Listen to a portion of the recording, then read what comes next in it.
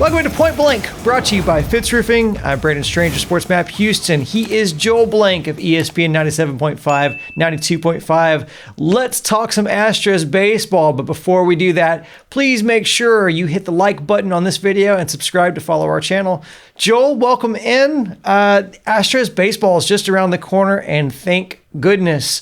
I'm going to give you the names of the potential starters in alphabetical order, and I want you to give them back to me in an order that you project them to be in the lineup this season. So we'll start, again, in alphabetical order. Zach Greinke, Christian Javier, Lance McCullers Jr., Jose Urquidy, Framber Valdez. Those are the guys who project out to be starters this year. Okay. So, all right, Joel, so give them back to me in order how you would put them, or at least maybe how you see them projecting out to be in the lineup this season. It's an interesting topic, Brandon, because you can go a lot of different ways. Sometimes you get a tip of the cap for like your experiences and your resume. So I think Zach Greinke, because of the fact he's always been an ace or the ace on a staff, I think Zach Greinke would be your ace because of experience and career. Number two is going to be right away where I'm going to shuffle the deck. I think based on Framber Valdez and the way he finished the season and how dominant he was, I'd put him at number two. I'm probably going to go McCullers at number three, although I do see the possibility of sliding him all the way down to 4 or 5. If Urquidy comes back and he can be where he was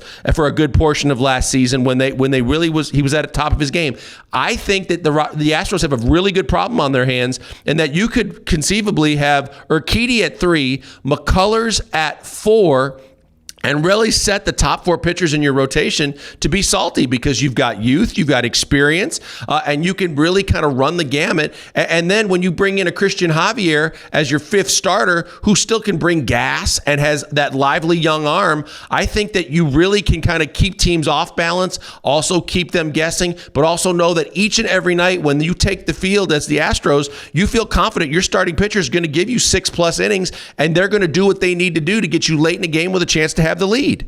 I want to transition over to the bullpen, but before we talk about it, why don't you tell us about Fitz Roofing? Yeah, we love Fitz Roofing. Look, they're loyal to the people of Houston, especially now after all the cold weather of last week. People think it's just roofing issues. No, they've got roofing, they've got internal home construction, and so much more. They can help you with a variety of things. All you got to do is call them, and it's free. If you had some damage during the storm, or you had a pipe burst and you had some damage in your attic or somewhere in your house and you need someone to help, why not get a free, no obligation inspection just by calling Fitz Roofing? 832-521-3001. They're going to come to you, tell you what they can do, and if you want them to keep doing the work, then you just tell them that, and they're going to make sure that they do great work before, during, and after the sale. Fitz Roofing, making a difference, one home at a time.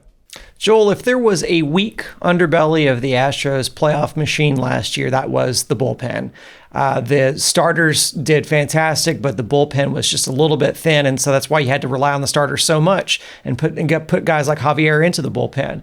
The team has added Pedro Baez and Ryan Stanek over the offseason, so there's a lot of guys now that are fighting for just a few spots. You've got guys like Presley and Smith and Raley that look like they project out to make the big team, but there's some bubble guys out there, and we got to see them up close and personal in that ALCS last year, and Enoli Paredes, Andre Scrub, Blake Taylor, and Brian Abreu. Joel, who do you think out of those bubble guys we're going to see on the roster? I don't think there's any question that you keep Enoli Paredes on that roster, because he has got the liveliest of live fastballs. There was no situation that he was afraid of. He did have some growing pains along the way, but he proved that he should be there on a major league roster. He's got the arm for it.